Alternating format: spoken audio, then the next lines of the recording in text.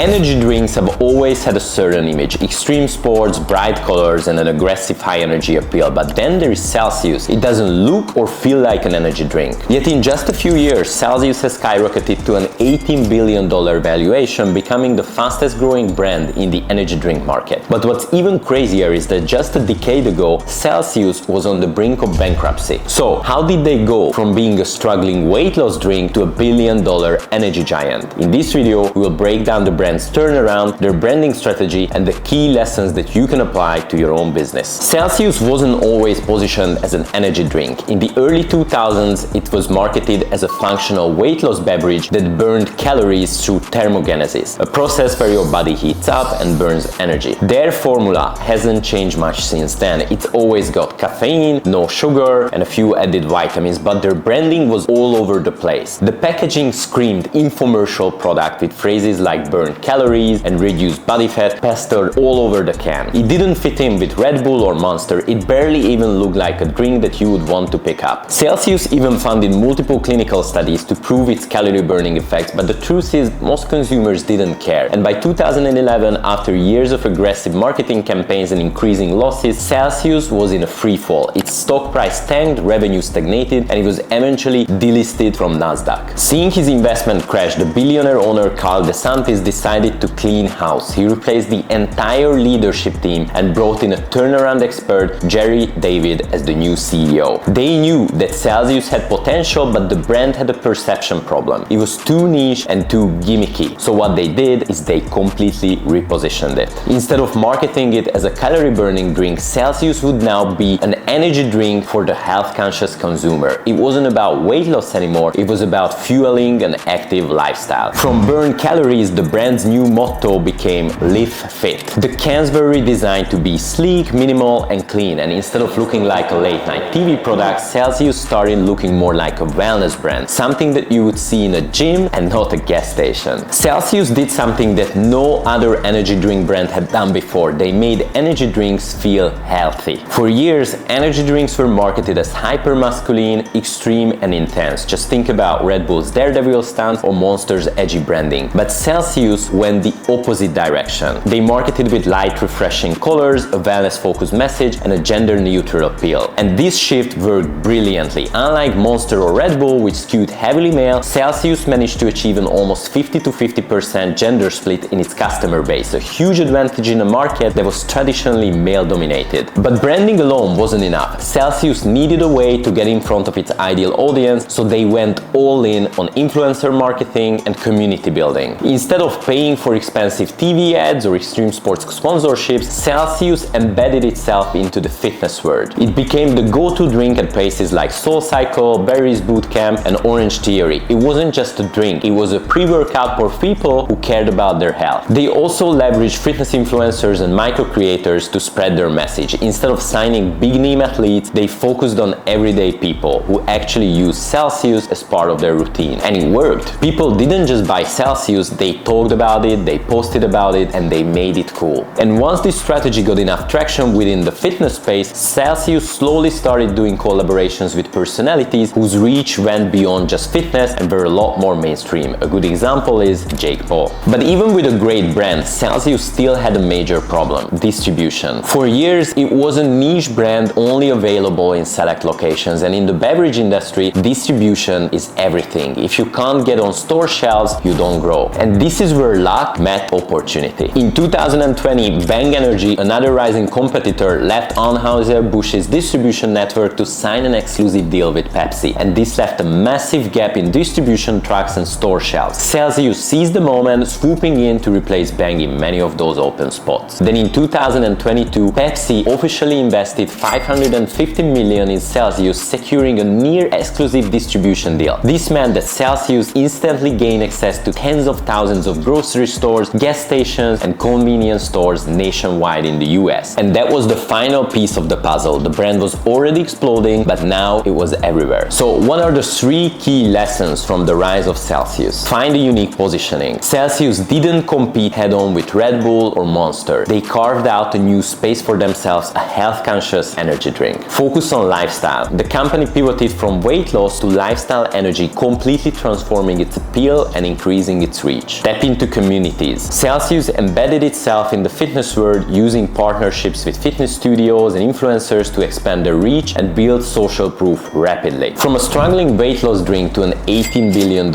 energy drink powerhouse, Celsius's journey proves that branding, community, and smart business moves can transform an entire industry. So what do you think? Will Celsius keep growing and take over Red Bull someday, or what will be the outcome? Let me know in the comments, and if you enjoyed this breakdown, don't forget to like, subscribe, and hit that bell for more deep dives into the world's most innovative brand. And I'll see you in the next one.